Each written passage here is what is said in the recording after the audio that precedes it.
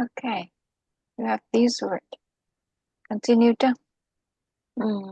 Here is a new word. Your new word pass and hand it out.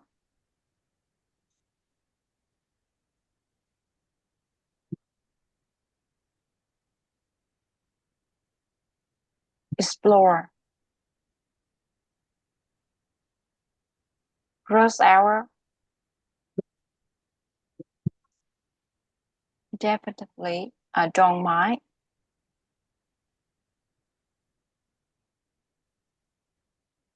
Instead. Okay. That's all. That's on your new words. Here, you have pass. Con sẽ có diện ở đoạn này ha. Ờ, và bạn có thể tìm thấy tất cả thông tin mà bạn cần. In the past that I hand out earlier. Ở trong cái túi hay là trong cái gói mà tôi đã đưa cho bạn, con có chữ box là cái túi hay là gói?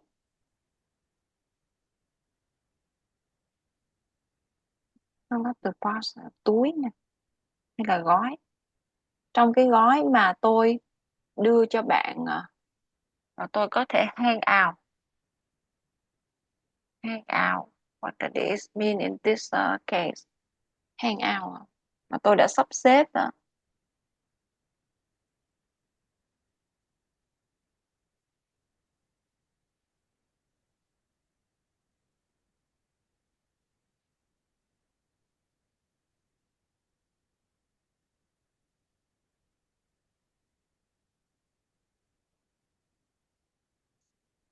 Con sẽ có hand out earlier. Tôi đã phát từ lúc sớm ở trong cái túi hay là trong cái gói mà tôi đã phát cho bạn á. Phát. Rồi, con sẽ có từ explore.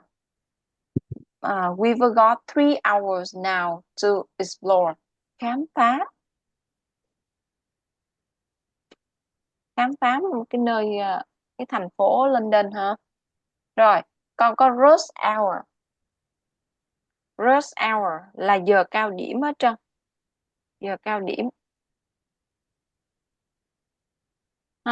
Don't mind là tôi không có bận lòng. Don't mind, bận lòng. Don't mind còn có nghĩa là không bận lòng. Tôi sẽ không thấy phiền đó. Don't mind hoặc là không thấy phiền. Tôi không thấy phiền khi mà phải nấu ăn đâu.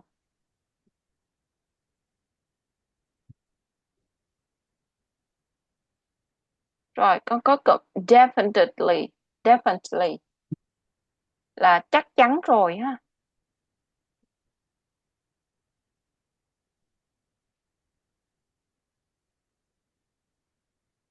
Sure đó. Thì con có thể dùng từ definitely. Instead, thay vào đó.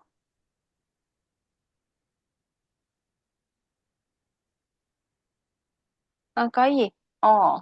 Vậy thì wow, maybe I'll go to the museum instead. Vậy nếu mà vậy thì tôi sẽ đi, thay vào đó tôi sẽ đi viện bảo tàng. Ok con? Yes. Con hiểu chưa nào? Rồi, ok. We continue.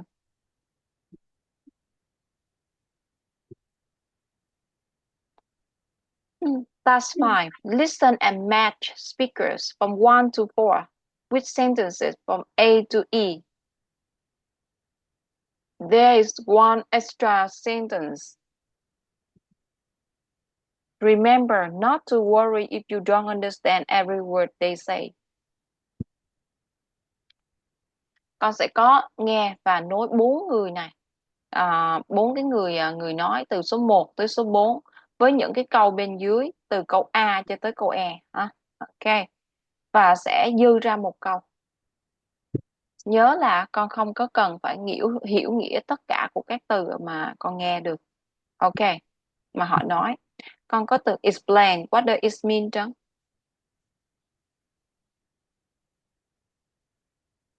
Explain in sentence A.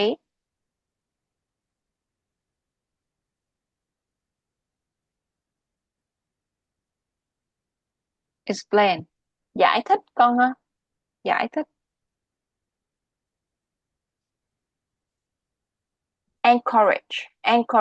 encouraging. Còn có từ encourage là khuyến khích. Encourage.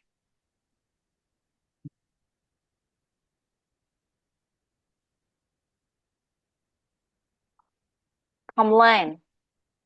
Con có từ complain này ạ. That there isn't much to do. Con có từ complain, phàn nàn.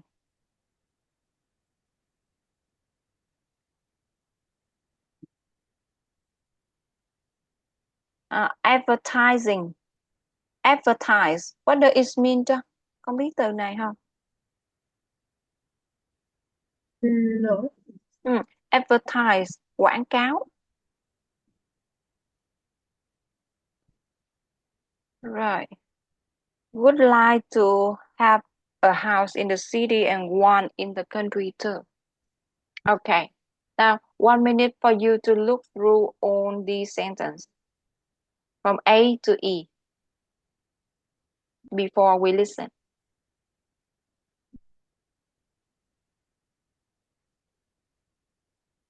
Let me know for any questions if you have chứ.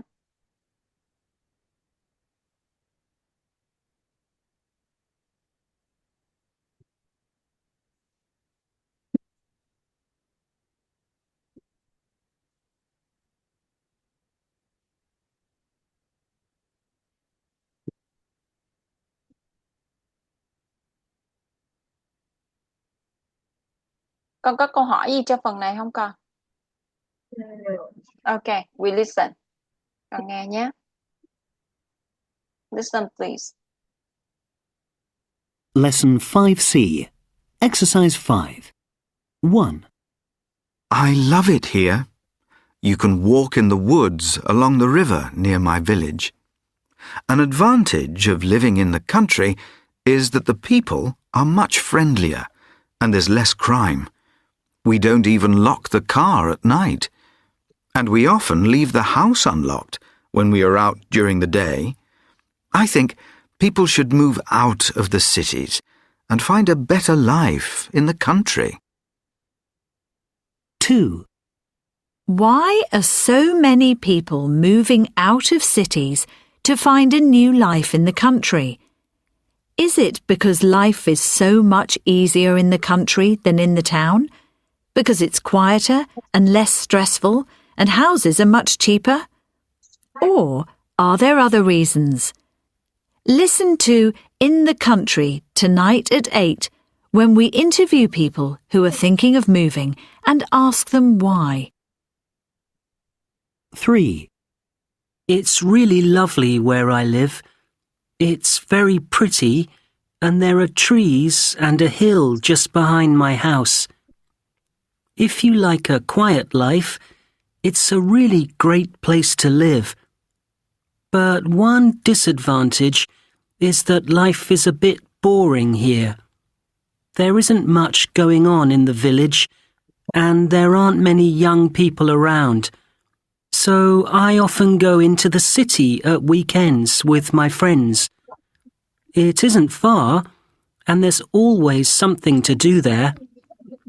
One day, I'd like to move away from here. 4. There's lots to do, of course, much more than in the country. It's good that you can go to the cinema and theatre, and there are lots of shops. But to be honest, I hardly ever go to the cinema or theatre. I prefer watching DVDs at home. And I hate shopping. What I really hate about the town is that it's very busy, very noisy, and quite dirty. I'd rather live somewhere cleaner and more peaceful. Okay, we listen for number 2 again to choose the correct answer. Number 2. Let me find it. 2. Okay. Right. Why are so many people moving out of cities to find a new life in the country? Is it because life is so much easier in the country than in the town? Because it's quieter and less stressful and houses are much cheaper? Or are there other reasons? Listen to In the Country tonight at 8 when we interview people who are thinking of moving and ask them why. 3, It's really lovely where I live. It's very pretty, and there are trees. Now we check for your answer. Number 1. Okay, right. Is encourage. The people is encouraging people to come and live in the country. Number 2. She is advertising a radio program. Right. Number 3. She's complained that there isn't much to do where he or she lives. Right? And number 4, explain why he or she doesn't like life in the town. Okay, good listening, Trân. And next, please. That is the transcript for you to look at this again. Once more time. Con xem lại đi, chỗ này có nào mới không con?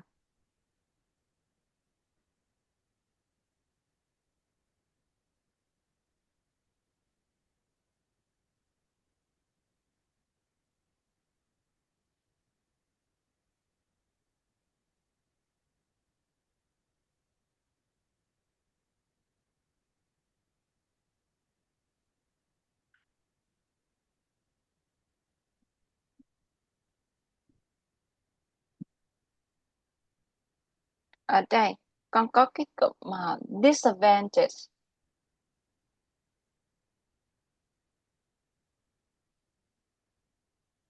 Here, Trân. That is the opposite of advantage. Con sẽ có từ advantage là lợi ích hay tiện ích. Thì con sẽ có disadvantage là gì ta? Điều có hại gọi là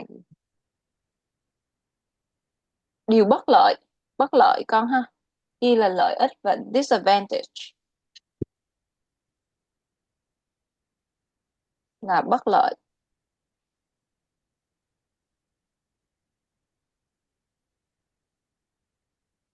Any new words, Trân?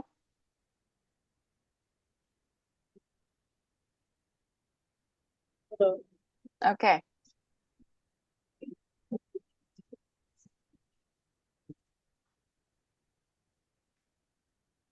You have basic here. Answer the questions. Use the phrases below to help you. You have 3 questions here, Trân. What are the advantages? The advantages of living in your town or village? Number 2, what are the advantage? Cái chỗ này phải thêm s mới đúng chứ ha. Con đợi cô xíu cô sửa cái lỗi này.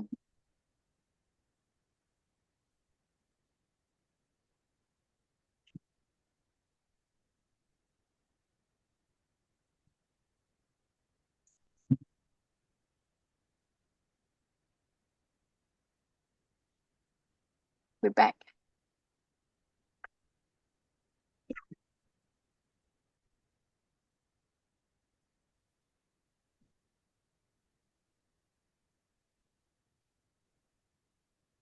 Okay.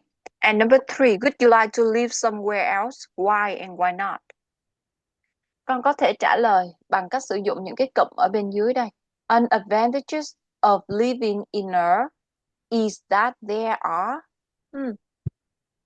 there are advantages is that it's good that you can. It isn't good that you can't. It's like to move to because. I'd like to move to because, and I'd like to stay here where I live now because. Okay, that is some phrases for you to help you to answer this question. 1 minute for you to prepare, Trân, and let me know when you're ready for the answers of these questions.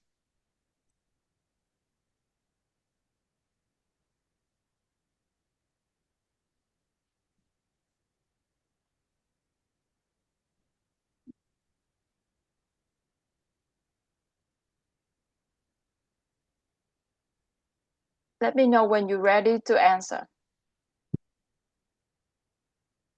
Teacher, Huh? What? I live in a city. You live in a city? Hmm? That means you don't live in a town or village? Or what do you mean? Yes. Okay, you can say the advantages you live about where you live. That in a city is it okay? Just give me an advantages and the advantages is disadvantages. Okay? Understand? Yes. Can we start now? No. Uh, Okay. Is it okay now, John? Yes. Okay, let's try. Now, what are these advantages when you live in a city, John? And the advantage of living in the city is that there are many things we can do, and it's more exciting. Oh, okay. And how about these advantages? Disadvantages. This advantage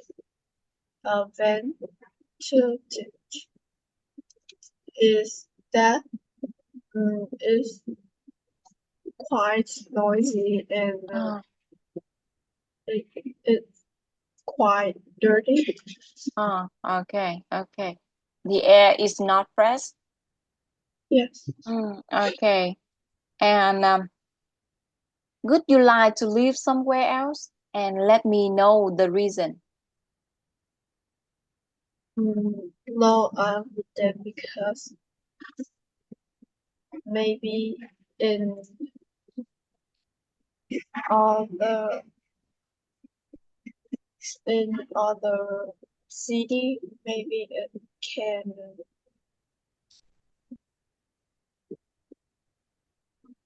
um Can be bored, not interesting like your city. yes, maybe. Okay, that is the reason why you choose live in your city now. Yes. Okay, okay. Thank you for your answer. Very good. And that's all. That's all for our lesson today. Any questions, John? Any No. questions about our lesson? Okay. If you don't have any question, we can stop here and we will continue tomorrow. Okay. Yes. Bye bye, John. Have a nice Goodbye. day. Bye bye.